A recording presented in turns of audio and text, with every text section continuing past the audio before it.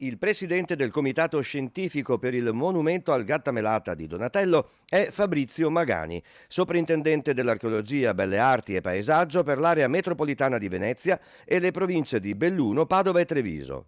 C'è qualcuno che pensa a uno spostamento. Vittorio Sgarbi ha fatto notare con molta semplicità, diciamo, che prima di prendere decisioni del genere, eventuali decisioni del genere, bisogna capire esattamente come sta l'opera. Attraverso prelievi e quindi analisi chimiche e analisi fisiche della consistenza e della materia della patina. Io mi auguro che sia una patina e che sia una patina buona del bronzo e che cioè non sia, come si dice in gergo, una patina cattiva che tende appunto a compromettere la conservazione del metallo. I componenti del comitato sono stati nominati dalla delegazione pontificia per la Basilica di Sant'Antonio in Padova, guidata da Monsignor Fabio Dalcin.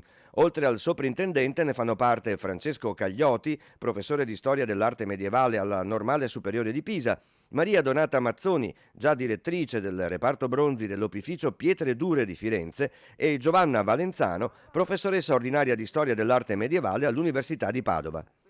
La direzione dei lavori è stata affidata a Ugo Soragni, già direttore generale alla direzione musei del Ministero dei Beni Culturali.